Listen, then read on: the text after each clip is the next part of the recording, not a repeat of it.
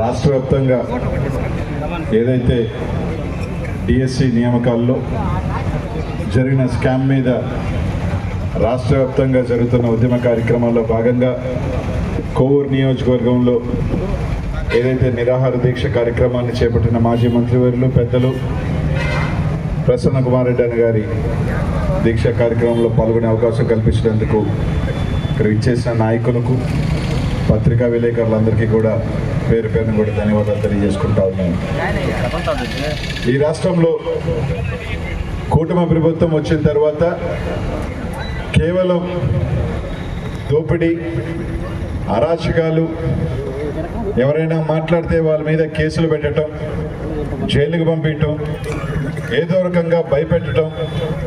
ఈ కార్యక్రమాలు తప్ప ఏదైతే ఎన్నికల్లో హామీలు ఇచ్చారో ఒక్క హామీలు కూడా నెరవేర్చకుండా ఈరోజు అధికారంలోకి వచ్చి కేవలం ఈరోజు స్కాములతో ఈరోజు ఈ ప్రభుత్వం ఉంది. ఈరోజు నిజంగా భారతదేశం మొత్తం కూడా నీటు పేపర్ లీక్ అయితే ఈరోజు రాష్ట్రంలో అన్ని రాష్ట్రాల్లో కానీ ఢిల్లీలో కూడా భారతదేశం ఒక్కసారి ఉలిక్కిపడేలాగా జెన్జీ చేసిన ఉద్యమ కార్యక్రమానికి ఆఖరికి ఎడ్యుకేషన్ శాఖ మినిస్టర్నే ఈరోజు రిజైన్ చేయించే కార్యక్రమం ఈరోజు ఏమాత్రం చిత్తశుద్ధున్నా, ఏమాత్రం కనీసం ఏదైతే అనేక మంది బిడ్డలు సంవత్సరాల తరబడి చదువుకొని ఎగ్జామ్స్కి ఇదై వస్తే ఈరోజు వాళ్ళు అనేక రకాల లొసుగులతో వాళ్ళకి నచ్చిన వాళ్ళకి డబ్బుల చేతులు మార్చి ఈరోజు డిఎస్సిలో వాళ్ళకి అవకాశాలు కల్పించడం నిజంగా ఈరోజు భారతదేశంలో ఇది చూస్తూ ఉన్నాం. ఈరోజు చంద్రబాబు నాయుడు గారు ఆయన కొడుక్కి ఉద్యోగం వస్తే చాలు, ఆయన కొడుకు ఒకడే ఈ రాష్ట్ర మొత్తంగా దోపిడీ చేసిన ఎటువంటి ఇది లేకుండా ఈరోజు నిరుద్యోగ భృతి అన్నాడు, 4,000 అన్నాడు. కనీసం 2 సంవత్సరాలు అవుతుంది. మనం చూశాను ఆయన సతీమణి భువనేశ్వరి గారు ఒక మాట అన్నారు, ఆయన చెప్పినయే చేయగలిగినయే చెప్తాడు, చంద్రబాబు నాయుడు గారి జీవితంలో అబద్ధమే చెప్పాడు. నిజంగానే అదే పెద్ద అబద్ధం అని చెప్పారో తెలియజేస్తా ఉన్నాం. గతంలో రాజశేఖర రెడ్డి గారు చెప్పేవాళ్ళు చంద్రబాబు నాయుడు గారి నోట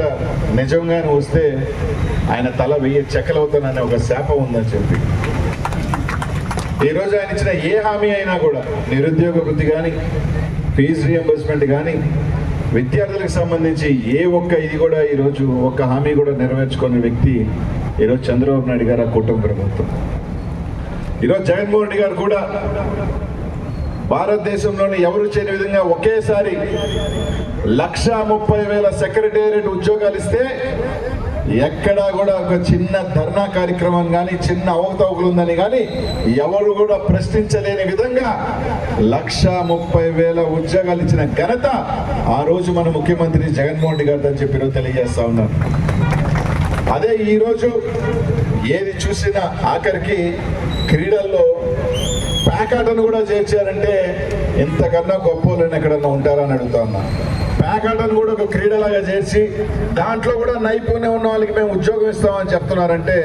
ఇంతకన్నా దౌర్భాగ్యం, దరిద్రం ఇంకెక్కడా లేదని ఈరోజు తప్పకుండా లోకేష్ని ఈరోజు ఖచ్చితంగా కూడా ఏదైతే కేంద్ర విద్యాశాఖ మంత్రి రాజీనామా చేశాడు,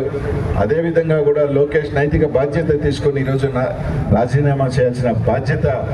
ఈరోజు ఈ ప్రభుత్వం మీద ఉందని చెప్పి తెలియజేస్తా ఉన్నాం. ఈరోజు ఈ రాష్ట్రంలో ఈరోజు చూస్తూ ఉన్నాం జగన్మోహన్ రెడ్డి గారు ఎక్కడికి వెళ్ళినా కూడా అశేషంగా జనాభా ఈరోజు వస్తూ ఉన్నారంటే ఈరోజు వాళ్ళందరూ కూడా జగన్మోహన్ రెడ్డి గారు చేసిన మంచి, జగన్మోహన్ రెడ్డి గారిని ఎందుకు పోగొట్టుకున్నాం, జగన్మోహన్ రెడ్డి గారు ఏదైతే ఇతను చెప్పిన మోసపు హామీల్ని నమ్మి ఈరోజు మేము ఓటు వేసి మోసపోయామని ఈరోజు అందరూ కూడా నమ్ముతా ఉన్నారు. ఇంత జరుగుతూ ఉన్నా ఒక ఆయన మాత్రం